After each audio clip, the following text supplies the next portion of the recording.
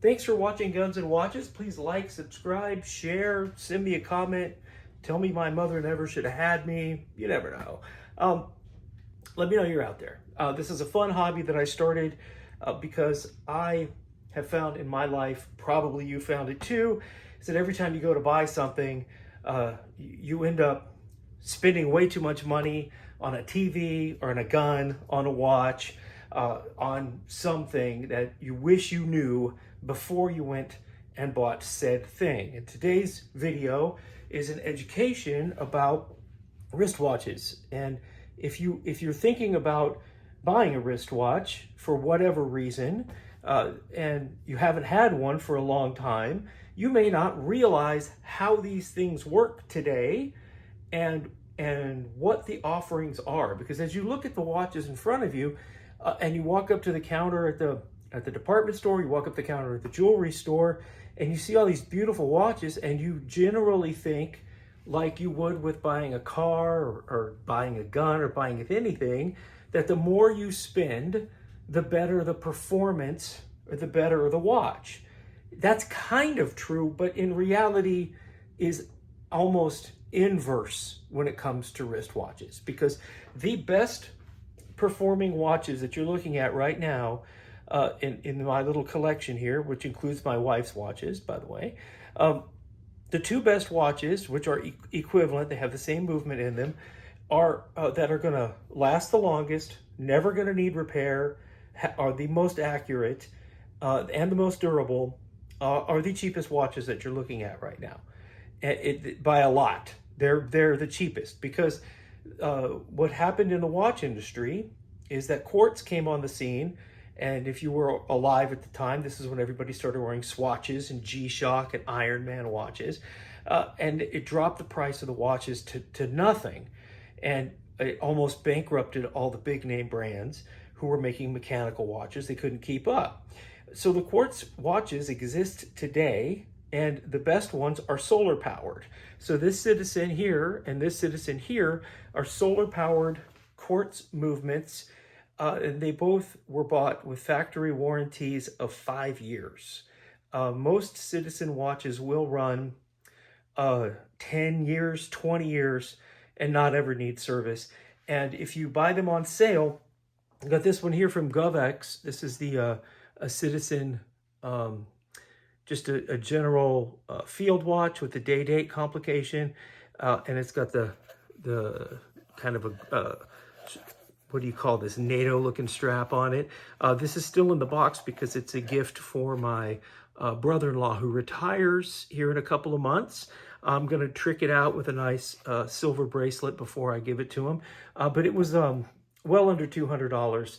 And I'm not being cheap by buying this for him. I want to buy him something that he's actually going to wear and that he never actually has to worry about. And it's just the best bargain out there, and it's not going to break, and it's going to run and run and run. The other Citizen here is my wife's, and this is a very interesting story here. It's got the same technology in it. It's solar powered, which means that if this watch is exposed to sunlight or any kind of light, but sunlight is the best, if it gets 2 days worth of sunlight, it will run for 6 months without it touching it, without anything. It stores 6 months of power after being in the sun for 2 days. If it actually dies, or if you need to charge it, you could charge it with a flashlight. You could charge it with the ambient light of a room. It's always picking up light, and it charges up a capacitor, which then pushes a quartz movement, and it's a supremely accurate. These two watches, they will lose, they will gain or lose a few seconds a month. They're the most accurate things out there. But they're the least desirable because they're manufactured. And then the next level up is the watches that have batteries. Before I go on to that, I'm back up on this Citizen here because I wanted my wife to have something special. So I went to the store for birthday or anniversary or something, and I bought her a quartz Tissot.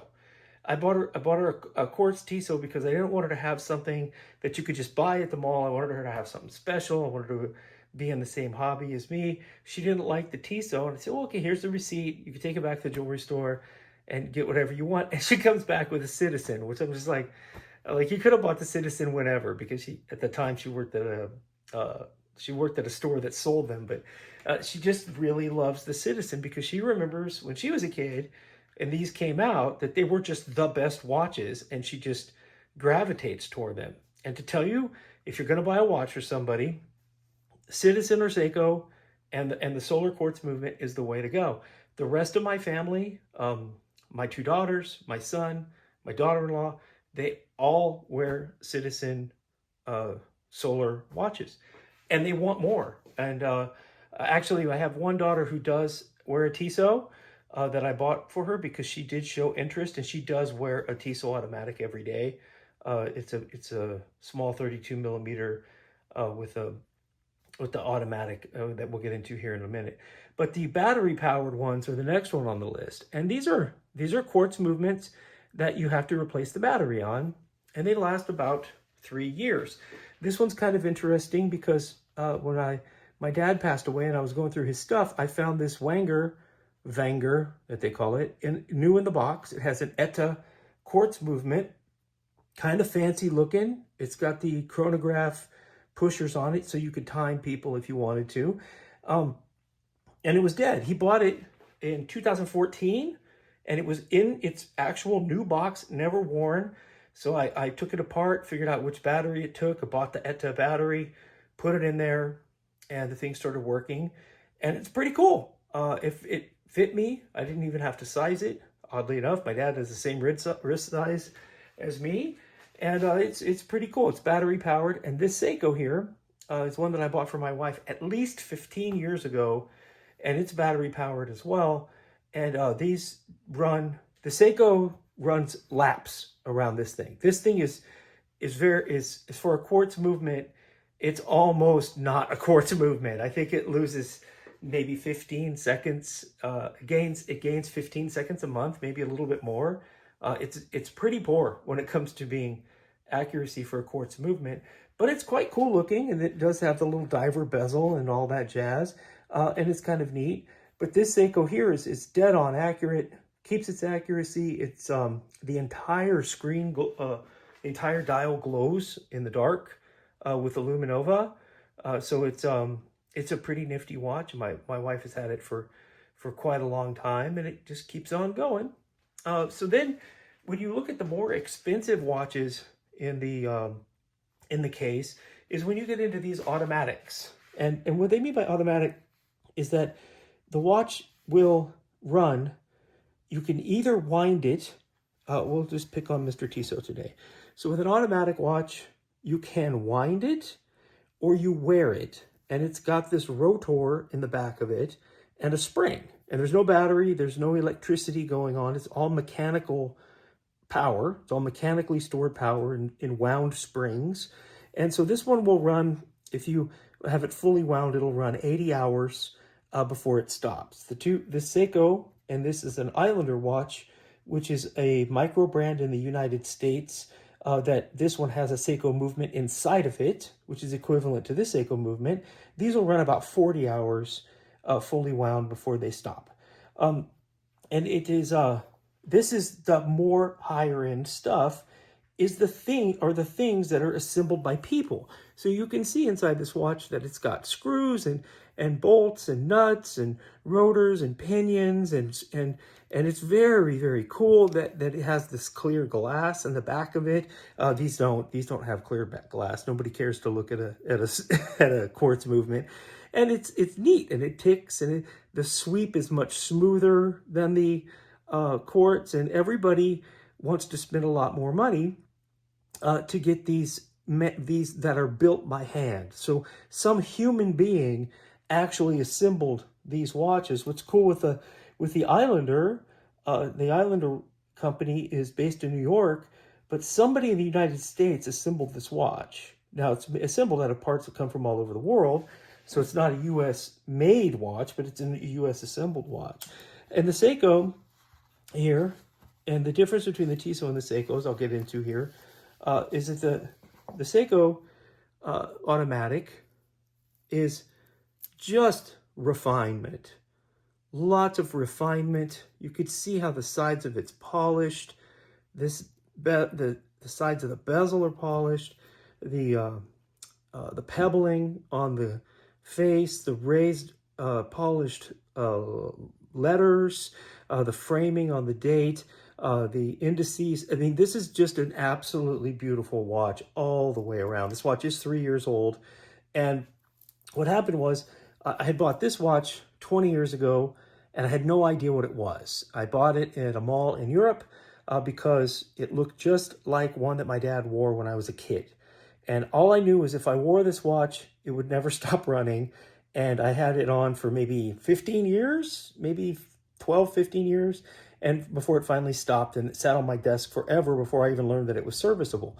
It turns out this is a discontinued model, a discontinued technology, but it is a quartz movement that you charge a battery with the movement of your wrist. So there's a rotor in there like this that is actually attached to a dynamo that is actually charging a battery. And so when I saw this watch about 3 years ago, and he says, yeah, if you wear it, it's powered by motion. I thought I was buying this. I thought I was buying another one of these. But this watch is 20 years old, and it is incredibly accurate, like to the point of absurdity. It's better than your computer watch. It's better than anything, right? It might lose a couple seconds in a month, maybe, but this is a mechanical Seiko on the lower end. The movement inside of this watch is on the Seiko's lower end, so its specification is absurd. And so I, at the end of its warranty, I tested it, and it was off by 45 seconds a day or something, and I had to send it in for service. And I was just floored that a watch could actually be 45 seconds off a day in 2025. And that's another reason for this video today, is that if you don't know that, if you don't know that that's a possibility, then you're going to get as frustrated as I did. Because if you're accustomed to wearing things like this, which are, list price on this watch is, I think, maybe $400, $400. This is discontinued. List price on this one, I bought it, was 350 euros back in 2006. So probably expensive, but the list price on these watches, especially the Tissot's about a $900 watch now because of the tariffs. I think it was 8 something when I got it. I didn't pay list price. I didn't pay list price for any of this. The list price on this watch is $525. So you think if you paid twice as much, right? Because they got all this stuff on sale. So if you can get a quartz watch that works perfectly for $200, and you go and spend double that on this really elegant looking Seiko, and then it doesn't tell time very well, you can get pretty mad, right? But the actual mechanical movements are not good timepieces, and that's kind of the allure, if that even makes any sense to you. This is an upside down world here, because the higher end watches, even your Rolexes and your Omegas, if you go and look at the specifications, which they might not even list, you have to ask Microsoft Copilot what the specifications are. The higher end COSC certified movements are -4 +6 a day. So they could have a gap of 10 seconds a day and be considered a many $1,000 wristwatch, where this entire collection here, everything you see here, comes in, if it was at list price, maybe $3,500. And so that's what I wanted to explain today, is that this is a cool hobby, and it's cool to wear these watches, but understand what it is you're buying. If you want to get into the mechanical watches like this Tissot, and if you like the look of the watch, disregard these straps, by the way, because this strap, and this strap are all aftermarket. And this guy here is going to get a steel strap, an aftermarket steel strap, before I give it to my brother-in-law. But if you like the Tissot, but you want to have it in quartz, if you want to have a Tissot with the modern technology in it, they make the same exact watch, and it doesn't have the Powermatic 80 silicium on it. You can buy a Tissot Gentleman, is what this one's called, with a quartz movement. It costs half as much, and it's going to run for the rest of your life. You have to put batteries in it, but it'll be super accurate, and it'll be a lot less maintenance, a lot less on your mind, if you're not wanting to have to wind it or something like that. You also have to be careful because there are watches for sale today. I think Hamilton still sells one big time that you have to wind every day. So an automatic watch can be non-windable. There are automatic watches that you have to wear to make them go, to make them get moving. And these are called automatic with winding, so that you can wind this watch and you can wear it to make it go. And there's all different types of nuances out there and things that make people nostalgic. Maybe they want to wear a windy watch because their dad had one or something to that effect. But just be aware of what it is that you're buying, and understand that if you're looking at a Seiko, or if you're looking at a Tissot, and it's close to $1,000, it has a mechanical movement in it that is probably only going to be accurate to within maybe 10 seconds a day. This one is accurate to within about 3 seconds a day, but that's unusual. I have like a special one. I didn't buy a special one. I just kind of got lucky on that one. This guy here runs +7 a day, and this one here runs about -7 a day. And that in the watch world is completely normal. But here in our world today, when you want to start a Microsoft meeting, a Teams meeting, and everybody wants to start it right on time, and you look at your clock and it's all the same exact time, these watches are not going to be exact, and they have to be set periodically, once a week, definitely once a month. You're going to want to catch them up. Whereas these quartz movements aren't going to need to be set whatsoever. In fact, I was kind of shocked when I pulled this one out of my safe, because I bought this when the tariffs were going crazy, and I wanted to make sure I could get one for my brother-in-law for his retirement. And I wanted to make sure I could get exactly what I wanted before the world came to some economic calamity. So I bought this thing and I set it and I put it in my safe. And when I pulled it out to do this, it was off by an hour because I bought it before the time change, but it was still it was maybe a few seconds off. And that was many, many months ago that I bought this watch. So if you're looking for the accuracy and you're looking for durability and you want to buy a wristwatch that looks great, that's the other thing to mention here, is that these quartz movement watches look every bit as nice as the non-quartz ones. If you want to look nice, have one that looks beautiful and you don't have to worry about it, the quartz is absolutely the way to go. If you want to be a watch nerd and you want to part with a lot of money, then you go for the mechanical ones. I personally do like the mechanical ones because I like the fact that some human being somewhere actually assembled this thing with some actual dexterity. So again, I hope this made sense to you before you go spending any money. If you really want to get into the mechanical watches and you want to get one before you spend a bunch of money, the Islander watches, they're really cool guys. And this watch was like $225, where if you wanted to buy the same style mechanical watch out in the, from the big name companies, you could easily spend $400 or $500. At Hamilton is $600 on the same exact not exact, but the same, realm of watch. So Islander is a good place to go to get these things to not spend a bunch of money. This was from govex.com because I'm a veteran and I got a heavy discount on it.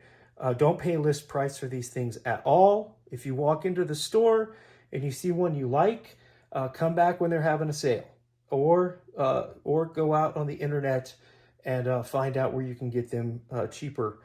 Because again, this watch listed for like $825 when I bought it, and I think I got it for $550 or something like that. So do bargain hunt for these things, but definitely know what you're getting, because I got this was my first mechanical watch, and its inaccuracy really blew my mind. But my goodness, and what it lacks in accuracy, it certainly makes up for in looks. With the Seikos, you can get just about any type of watch, from beautiful to rugged, to diving, to dress watch to sport watch, any type of thing under the Seiko logo, well under $1,000. For Tissot, Tissot, Mito, and Hamilton are all pretty much the same exact watch. They are all under the Swatch group. So if you see something from Tissot, they don't quite have what you're looking for, but you want that Swiss watch, you go find it under Mito or Hamilton, and you can get the same movement inside of it for probably the same price. And then Citizen, they brand all of their stuff under the Citizen logo until you get up into the really expensive Stratosphere as well. So at any rate, I don't know anything about Wenger other than this one on the back of it. It says the Swiss Army knife people, and it's got a picture of a Swiss Army knife on the back of it. So it's kind of cool. Sorry for rambling, but I did want to share my experiences and my humble little collection here. So if you guys want to go out there and buy your first watch, or if you bought one and you're like, what have I done and how do I correct this? Well, maybe this can give you guys some breadcrumbs. And if you like this and share it, I will be your friend. Thank you for watching Guns and Watches. Have a wonderful day.